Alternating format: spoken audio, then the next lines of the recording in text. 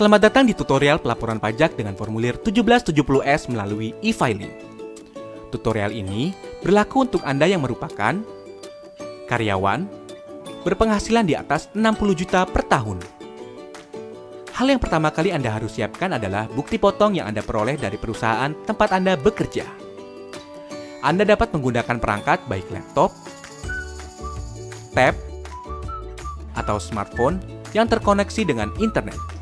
Pertama, buka situs www.pajak.go.id lalu tekan login. Setelah itu, isikan nomor pokok wajib pajak dan password, serta kode keamanan dan klik login. Anda akan diarahkan ke dashboard layanan digital perpajakan. Klik pada tab Lapor, klik pada ikon e-filing, kemudian klik Buat SPT. Anda akan diberikan beberapa pertanyaan terkait dengan status Anda. Anda dapat mengisi melalui formulir, panduan, atau upload SPT. Pada tutorial ini, kita akan menjelaskan pengisian SPT 1770S menggunakan formulir. Maka, pilih opsi dengan bentuk formulir. Tekan tombol SPT 1770S dengan formulir. Tahapan pertama dalam pengisian SPT adalah isi data formulir. Isi tahun pajak, isi status SPT normal. Pembetulan hanya dipilih jika Anda menemukan kesalahan pada SPT tahunan yang sudah Anda laporkan sebelumnya. Lalu klik langkah selanjutnya.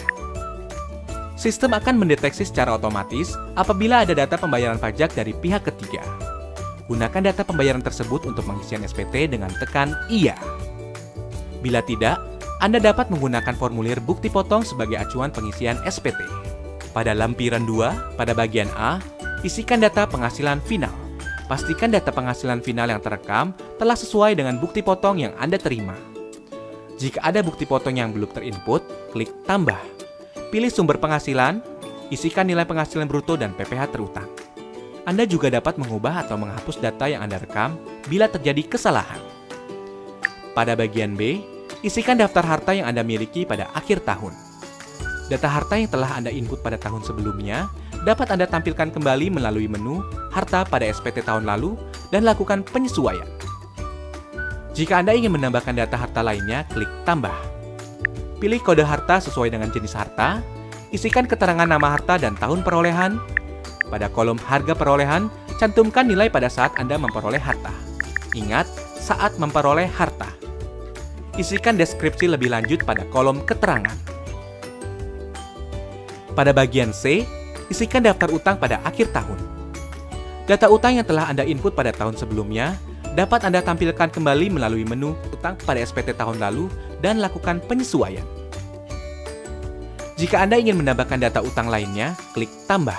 Pilih kode utang sesuai dengan jenis utang, nama pemberi pinjaman, alamat pemberi pinjaman, tahun pinjaman, dan jumlah utang yang tersisa pada akhir tahun. Klik Lanjut.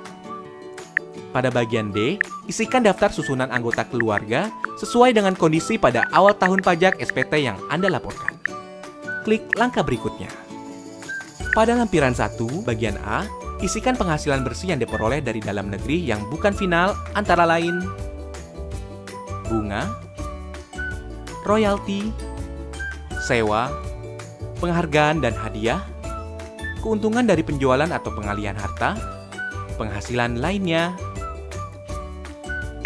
Pada bagian B, isikan penghasilan yang tidak termasuk objek pajak sesuai dengan pasal 4 ayat 3 Undang-Undang Pajak Penghasilan. Pada bagian C, isikan daftar pemotongan atau pemungutan pajak dari bukti potong yang telah Anda terima. Isikan jenis pajak, NPWP pemotong pajak yang valid, nomor bukti pemotongan atau pemungutan, tanggal bukti pemotongan atau pemungutan, dan jumlah PPh yang dipotong atau dipungut.